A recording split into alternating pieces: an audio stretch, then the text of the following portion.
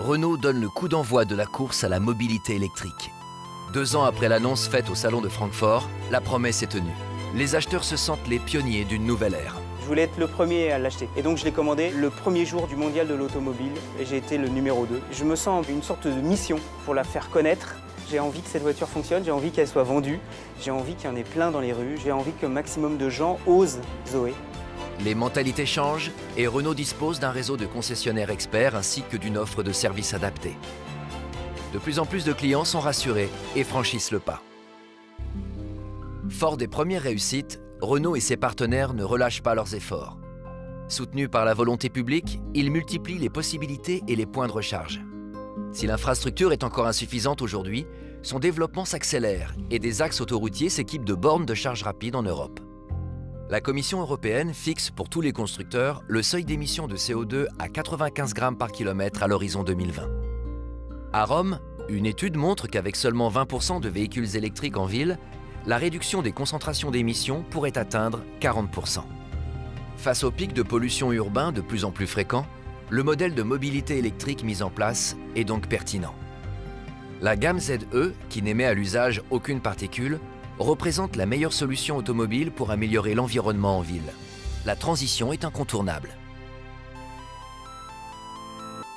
Fin 2013, Renault est leader en Europe sur le marché du véhicule électrique. La concurrence multiplie ses offres, confortant le choix stratégique de Renault. Mais Renault reste le seul à commercialiser une gamme complète. Côté utilisateur, c'est une révolution en termes de confort, de silence et de sérénité. Et le succès ne s'arrête pas là. En 2012, Kangoo Z2 est élu International Van of the Year. C'est la première fois qu'un véhicule électrique remporte ce titre.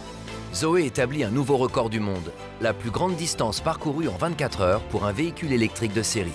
Elle améliore de 25% l'ancien record établi avec 1618 km parcourus. Après avoir reçu 5 étoiles Euro NCAP, Zoé est reconnue par l'organisme de test européen comme étant la citadine la plus sûre de l'année 2013. À Paris, un accord est passé avec Autolib, les bornes lui sont désormais accessibles. En 2014, elle remporte toutes les épreuves du 5e Rallye Zen de Monte-Carlo. Elle débarque aussi en Norvège, au Danemark, en Espagne ou encore en Angleterre et en Pologne. En Suisse, en Allemagne, en Italie, les Z2 partent à l'assaut de l'autopartage. Les contrats se multiplient en Amérique du Sud. Le Brésil et le Mexique sont particulièrement séduits par la gamme ZE qui prend place dans les flottes publiques. En Asie, Renault livre une centaine de Fluence ZE aux acteurs gouvernementaux de Hong Kong. En Corée, l'île de Jeju fait le plein de SM3 ZE. Aujourd'hui, la mobilité électrique accessible à tous, initiée par Carlos Ghosn en 2009, n'en est qu'à ses débuts. Et ses débuts sont prometteurs. Peut-on alors imaginer un jour un monde plus électrique ? Dès maintenant, l'un des plus grands succès faisant la fierté de Renault est la satisfaction de ses clients.